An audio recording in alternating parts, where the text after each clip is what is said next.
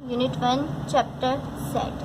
सब इस चैप्टर को, इस एक्सरसाइज को करने से पहले हमें ये जानना ज़रूरी है कि भाई सेट क्या होता है। तो सेट वो चीज़ है, किसी भी चीज़ के मजमूए को सेट कहते हैं। ठीक है, इसके दो एग्जाम होते हैं, वेल डिफाइंड और डिस्टेंट। वेल डिफाइंड का मतलब वो होता है जिसको हम आसानी से शनाख्त कर सकें जिसकी, और डिस्टेंट का मतलब होता है कि डिफरेंट चीज़ें हों, डिफरेंट ऑब्जेक्ट हों उसके। ठीक है, ये पेज में यही लिखा था, मैंने शॉर्ट कर कर आपको ये इस तरह समझा दिया। उसके बाद इन्होंने एक हमें मिसाल दी गई कि हम किस तरह इसको समझा सकते हैं। The student of class 6 of your school, it is well defined because student of class 6 of your school can only belong to it. Student of class 6 मतलब वो आपके स्कूल की क्लास है, तो वो वेल डिफाइंड है, आप उनको जानते हैं, उनको हम अच्छे से आराम से शनाख्त कर सकते हैं ना कि भाई ये क्लास 6 है, तो ये वेल डिफाइंड कहलाएगा। ठीक है, the collection of favourite book, it is not well defined because a book may be favourite for one person but may not be for another. इसका मतलब ये है कि हमें जो है कलेक्शन करनी है फेवरेट बुक की। अब इसमें तो ये ना इधर लिखा हुआ कि भाई इन योर, क्या आप अपनी या तो किसी कंट्री या फिर कुछ भी नहीं लिखा हुआ, तो ये वेल डिफाइंड नहीं है, क्योंकि हमारी बुक जो हमें पसंद होंगी वो अलग होंगी, किसी और को कुछ और बुक्स पसंद होंगी, तो ये वेल डिफाइंड नहीं है। ठीक है, इसके बाद इन्होंने तीसरी एग्जाम्पल दी हुई है, name of days of week. Week of day मतलब हफ्तों के नाम लिखे हुए, Monday, Tuesday, Wednesday, Thursday and Friday and Saturday and Sunday. It is a well defined set because every day in the member of this set which is distinct. ये सारे member अलग अलग पहचान रखते हैं, लेकिन ये वेल डिफाइंड है, क्योंकि ये तो सबको पता है ना भाई कि आज पीर का दिन है, अगला मंगल है, तो ये भी वेल डिफाइंड हो गया। ठीक है, अब सबसे पहले इधर लिखा हुआ है reorganise rational of a set and it object element.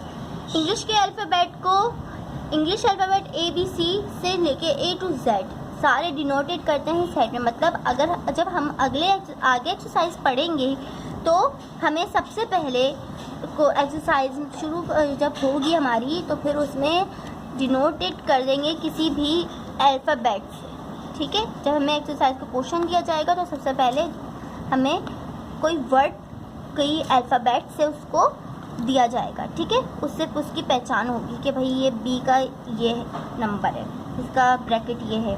ठीक है, ये इधर तक इन्होंने ये इतनी बात कही हुई है, और ये कहा हुआ है the element of the set are listed with in bracket and subtract by comma. Set में जो है एलिमेंट ऑफ सेट में आपको ब्रैकेट नज़र आएगा और उनके बीच में कॉमा नज़र आएगा। ठीक है, अब इन्होंने जो ये जो बॉक्स बनाया है, इसमें इन्होंने ये बात कही हुई है कि जो ये चीज़ है ये बिलोंग टू का निशान है, और ये चीज़ है ये डज नॉट बिलोंग टू का निशान है।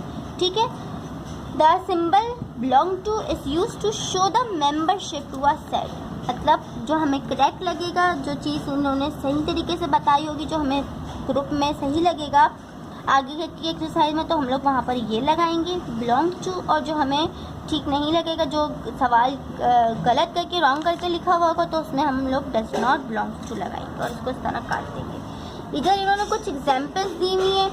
B = 2, 4, 6, 8 the member of a set B are 2, 4, 6 and 8 has to belong to set B। तो ये सारे के सारे नंबर जो हैं वो बिलोंग करते हैं B के सेट से। ठीक है, और इन्होंने लिखा हुआ है 3 डज नॉट बिलोंग, क्योंकि इसमें 3 तो है ही नहीं, तो जो नंबर नहीं होगा वो डज नॉट बिलोंग होगा, और जो नंबर होगा वो बिलोंग टू होगा। इसमें इन्होंने सिर्फ और सिर्फ इतनी एक्सरसाइज बताई हुई है। अब इधर उन्होंने ये बोल रहे हैं describe tabular form of a set and tabular form हमें बताने के टेबुलर फॉर्म किसे कहते हैं। Has we have already described that all the element of a set are listed within bracket and subtract by comma। हमें ये पता है कि एलिमेंट हमेशा ब्रैकेट में नज़र आएगा और उनके बीच में कॉमा नज़र आएगा, तो जो उसको हम डिस्क्राइब करेंगे तो वो टेबुलर फॉर्म में करेंगे। ठीक है, कैसे, इधर हमें कुछ एग्जाम्पल बन दी हुई, set of vowel of the English alphabet question दिया हुआ है कि हमें सेट बनाना है इंग्लिश अल्फ़ाबेट का। तो इन टेबुलर फॉर्म में हम किस तरह करेंगे कि उनमें ब्रैकेट लगा देंगे और बीच में कॉमा लगा देंगे और इसको सॉल्व कर देंगे। इंग्लिश अल्फ़ाबेट्स है ना वॉवेल के, तो ये हमने सॉल्व करके दिखा दिया। AEIOU क्या हैं, इंग्लिश के वॉवेल्स के अल्फ़ाबेट हैं। तो इस तरह जो सॉल्व की हुई चीज़ हम करेंगे, जो क्वेश्चन को जो सॉल्व इस तरह करेंगे वो टेबुलर फॉर्म में करेंगे। ठीक है, इसी तरह इन्होंने काफ़ी सारी इधर एग्जाम्पल दी हुई है।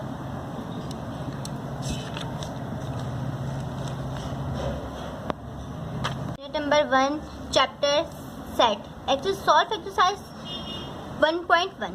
My first question, tick which of the following are set. Tick करने हैं जो सेट हो। Collection of the name of president of Pakistan, Pakistan के सदर के नाम कलेक्ट करने हैं तो वो हम कर सकते हैं, तो ये टिक आएगा। Collection of name of captain of hockey team of Pakistan, Pakistan की हॉकी टीम की कैप्टन को हमने कलेक्ट करना है उनके नेम, तो ये भी हम कलेक्ट कर सकते हैं, टिक। डिलीशियस डिशेस, ना इधर ये लिखा हुआ है in your country of Pakistan की डिलीशियस डिशेस, ना किसी चीज़ की, ना ये आपकी लिखा हुआ, बस लिखा हुआ है कलेक्शन ऑफ डिलीशियस डिशेस, तो ये हम कलेक्ट नहीं कर सकते क्योंकि इसमें अलग अलग डिशेस आती हैं। Collection of intelligent student in your class, intelligent student को भी हम कलेक्ट नहीं कर सकते क्योंकि आपकी नज़र में कोई और इंटेलिजेंट होगा, दूसरों की नज़र में कोई और इंटेलिजेंट होगा, तो इसको भी हम कलेक्ट नहीं कर सकते हैं। कलेक्शन ऑफ ग्रेटर नंबर, बड़े नंबर को हम कभी कलेक्ट नहीं कर सकते क्योंकि काउंटिंग बहुत आगे तक है, तो ये भी क्रॉस होगा। Collection of English teacher in your class, in your school, English teacher की हम कलेक्शन कर सकते हैं क्योंकि हमें पता है हमारे स्कूल में कौन सी इंग्लिश टीचर है, कितनी है, तो ये इस तरह आएगा, टिक।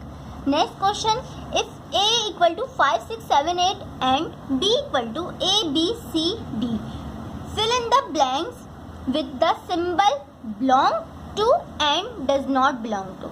इस सिंबल का मतलब होता है belong to और इस सिंबल का मतलब होता है does not belong to। ये लोग कह रहे हैं कि A में आपको दिया हुआ है 5, 6, 7, 8 और B में आपको दिया है A, B, C, D। अब इसमें हमें बताना है।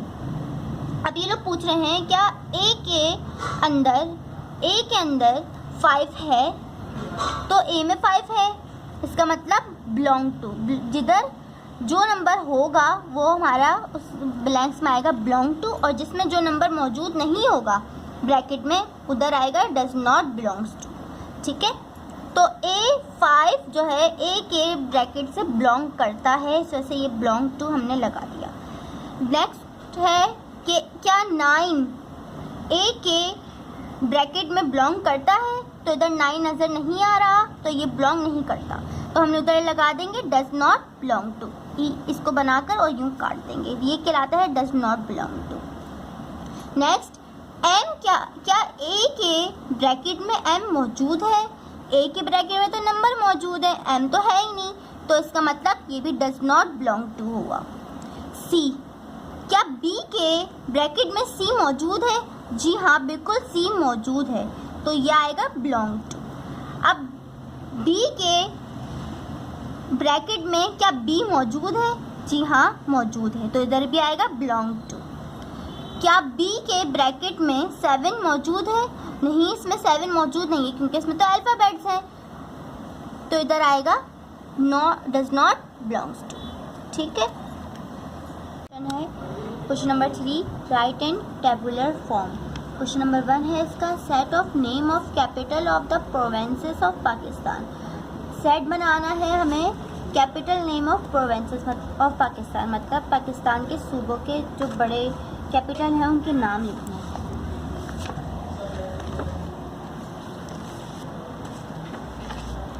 वैसे तो सिंध, पंजाब, बलूचिस्तान है, लेकिन आपकी बुक के पीछे जो है लिखा हुआ है इस तरह, पहले ब्रैकेट बना लेंगे। आपकी बुक के पीछे लिखा है कराची,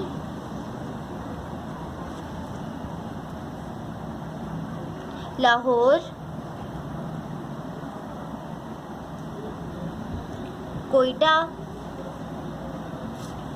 पेशावर एंड गिलगित।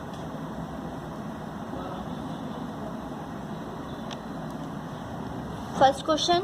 नेक्स्ट है set of national number from 50 to 70, मतलब नेशनल नंबर लिखने हैं हमें 50 से 70 तक।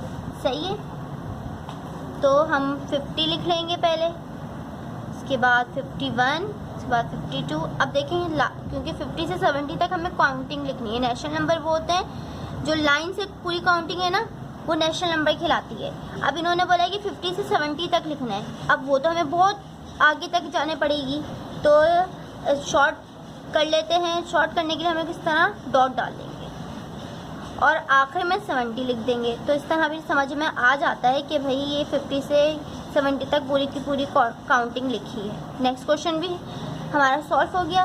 अब क्वेश्चन नंबर 3, इस पार्ट का set of first 10 national number externally divided by 2, मतलब हमें नेशनल नंबर लिखने हैं जो डिवाइडेड हो 2 से।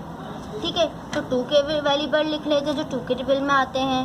2 से 2 1 ज़ा 2, 2 2 ज़ा 4, 2 3 ज़ा 6, 2 4 ज़ा 8, 2 5 ज़ा 10 तक ये वो नंबर हैं जो 2 से डिवाइड हो सकते हैं। ठीक है, नेक्स्ट क्वेश्चन है हमारे पास, set of letter in the word Pakistan. Pakistan में जितने वर्ड आते हैं उनका जो है सेट बनाना है, लेटर का सेट। तो फिर हम बनाते हैं। अब पाकिस्तान में कितने वर्ड आते हैं? पाकिस्तान, पी के बाद कोमा लगा देंगे, उसके बाद ए लिखेंगे, फिर कोमा लगा देंगे, आई लिखेंगे, फिर कोमा, फिर एस, फिर कोमा, फिर टी, फिर कोमा, फिर ए, फिर कोमा, फिर एन। पूरा पाकिस्तान के वर्ड लिख दिए। ठीक है, इन्होंने बोला set of letter in the word of Pakistan, तो पाकिस्तान के हमने वर्ड लिख दिए। Set of mathematics teacher in your school, आपके स्कूल में जो मैथ्स की टीचर हैं उनके नेम लिखने हैं। अब ये मैं यहाँ तो मैं अपनी तरफ से लिख देती हूँ, बाकी आपकी क्लास में जो आपके स्कूल में जो मैथ की टीचर हों आप उनके नाम लिखिएगा। मैं अपनी तरफ से लिख रही हूँ, जैसे आयशा लिख देती हूँ, फबीहा लिख देती हूँ और जवेरिया लिख देती हूँ। बाकी आपके स्कूल में जो टीचर्स हों आप उनके नाम लिख लीजिएगा। Set of name, next question, set of name of colour of national flag. हमारे नेशनल फ्लैग में कौन से कलर हैं उनके नाम लिखने हैं हमें। तो जाहिर से बात है पाकिस्तान के झंडे में तो 2 ही रंग है, ग्रीन एंड वाइट, तो आप वो लिखते हैं। बहुत सिंपल क्वेश्चन है, जल्दी से हल हो जाएंगे। अब इसी तरह हमारे पास क्वेश्चन नंबर 4, नेक्स्ट क्वेश्चन है हमारा, if P equal to AEIOU and Q equal to 1 2 3 4, 1 2 3 देखें डॉट डॉट डले हुए, मतलब ये पूरी काउंटिंग लिखी हुई है इन्होंने। डॉट डॉट का मतलब होता है कि पूरी काउंटिंग लिखी है 10 तक। Then which of the following statements are true और फॉल्स। जिस तरह हमने क्वेश्चन नंबर 2 किया था, क्वेश्चन नंबर 2 में भी हमें इस तरह दिए हुए थे ना ए बी में, इसमें हमें ए की जगह P और Q दे दिया कि भाई P में आपके पास AEIOU है और Q में आपके पास 1 2 3 1 से लेकर 10 तक काउंटिंग है। ठीक है, अब इसमें इन्होंने बिलोंग टू पहले से ही लगाया हुआ है, बस हमें ट्रू और फॉल्स बताना है। क्वेश्चन नंबर 1 बताया इन्होंने कि A बिलोंग करता है, A के ग्रुप में P बिलोंग करता है। क्या A के ग्रुप में, क्या P के ग्रुप में A बिलोंग करता है? तो हाँ, P के ग्रुप में A बिलोंग करता है, तो ये हो गया ट्रू। दूसरा अगला सवाल है, क्या 1 Q के ग्रुप में बिलोंग करता है? जी हाँ, बिल्कुल करता है। ये देखें Q के ग्रुप में 1 है तो ट्रू लगा देंगे। अब ये लोग बोल रहे हैं क्या Q के ग्रुप में I बिलोंग करता है? क्या Q के ग्रुप में I नज़र आ रहा है? नहीं नज़र आ रहा, क्योंकि इसमें तो काउंटिंग है, अल्फ़ाबेट्स तो है नहीं, तो ये हमारा फॉल्स हो गया। अगला क्वेश्चन, क्या V E के ब्रैकेट में बिलोंग करता है?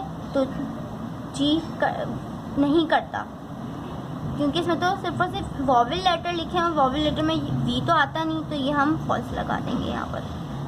सर क्वेश्चन नंबर 5, क्या वाई क्यू के ग्रुप में बिलोंग करता है?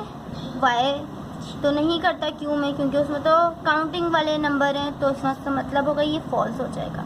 उसके बाद क्वेश्चन नंबर 4, क्या P के ग्रुप में E बिलोंग करता है? तो जी बिल्कुल करता है, तो ट्रू लगा देंगे।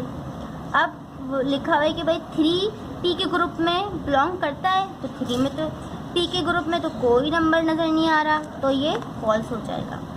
अब ये लोग बोल रहे हैं क्या Q के ग्रुप में 7 बिलोंग करता है? तो हाँ करता है, क्योंकि 1 से लेकर 10 तक काउंटिंग है, तो उनमें 7 तो ज़रूर आएगा, तो ये हो जाएगा ट्रू। इसी के साथ हमारी एक्सरसाइज 1.1 कंप्लीट हुई। अगर आपको समझ में आई होगी, उम्मीद है कि आपको समझ में आई होगी। तो इसी के साथ अगली वीडियो में मिलेंगे, अगली एक्सरसाइज में 1.2 में। अगर आपको वीडियो अच्छी लगी हो तो सब्सक्राइब कर दिएगा और लाइक भी।